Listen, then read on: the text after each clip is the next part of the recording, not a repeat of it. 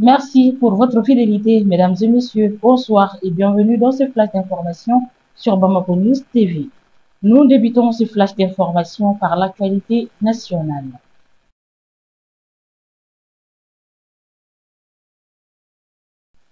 Alors que le Mali traverse une période de transition militaire, une effervescence politique intrigue les observateurs. Malgré les appels à la consolidation des forces existantes, de nouvelles entités politiques émergent soulevant des interrogations sur les dynamiques à l'œuvre. Récemment, le Parti Espoir de la démocratie et de la République a tenu son premier congrès. 2 ans après sa fondation, M. Demba Traoré a pris les rênes de cette formation, succédant à Soumeïla Cissé. Ce événement illustre la vitalité des pays politiques, même en période de transition, et souligne l'importance des enjeux de leadership. Face aux accusations de prolifération excessive de partis politiques, le Premier ministre, le général de division Abdoulaye Meiga, a souligné des éclaircissements. Il a précisé que 106 partis avaient été créés entre 2020 et 2024, un chiffre qui, bien que conséquent, diffère des estimations initiales. Cette clarification vise à apaiser les inquiétudes quant à une éventuelle saturation du paysage politique. Toujours au Mali, la société malienne de gestion de l'eau potable se trouve actuellement sous le feu des projecteurs suite à des allégations de pratiques irrégulières. L'ancien patron Dramani Koulibaly est pointé du doigt pour des embauches contestées et impayées envers les partenaires commerciaux. Ces accusations qu'il réfute énergiquement ont engendré un climat de confusion exacerbé par la diffusion d'informations contradictoires concernant son statut au sein de l'établissement. Depuis plus de 15 jours, son bureau est inoccupé et un remplaçant assure l'intérim dans l'attente d'une nomination officielle. Un conseiller juridique de la Chomagep a apporté des éclaircissements contredisant les rumeurs persistantes. D'après lui, le départ de M. Koulibaly résulte d'une directive ministérielle et non d'une quelconque mesure coercitive. Il insiste sur le caractère fallacieux des informations circulant et dément formellement la mise sous scellé du bureau. Le ministre de la Communication, de l'Économie numérique et de la modernisation de l'administration, M.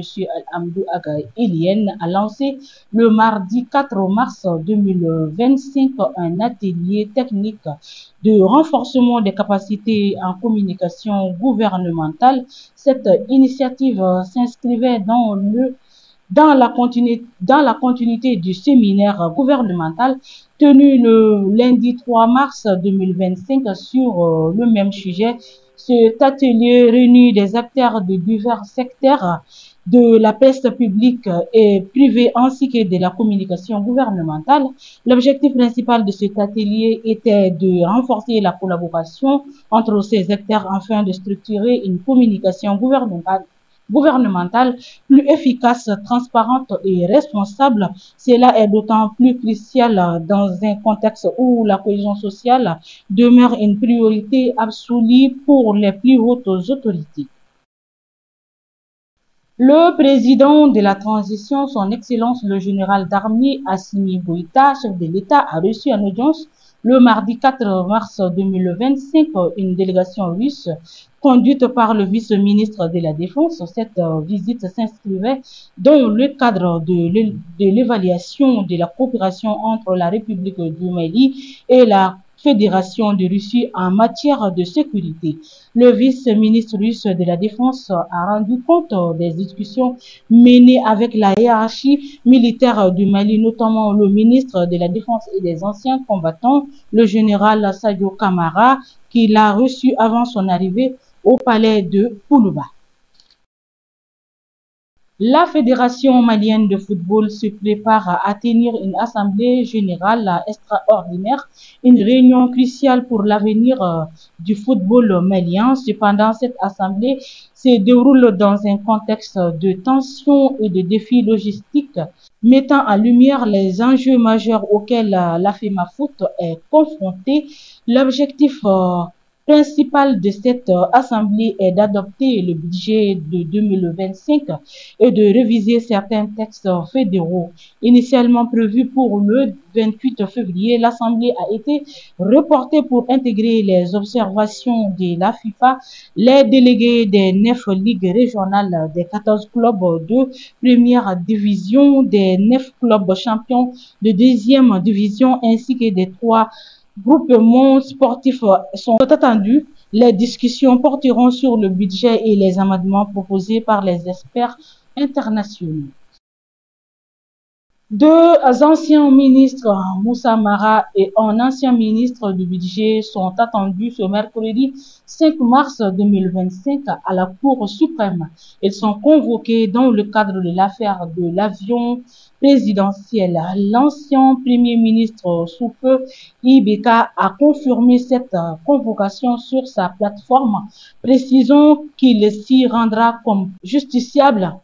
Et il a également indiqué qu'il est disposé à répondre avec sérénité et dans le respect des institutions. Il a invité ses militants et sympathisants à rester calmes et sereins. À présent, l'actualité internationale.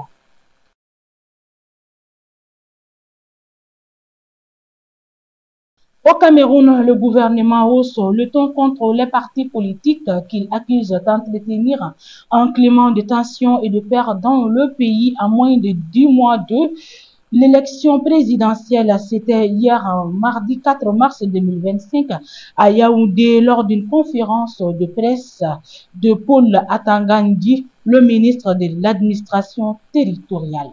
Et voilà, mesdames et messieurs, nous sommes au terme de ce flash d'information. Merci à vous de l'avoir suivi. Au plaisir de vous retrouver très prochainement. D'ici là, portez-vous bien.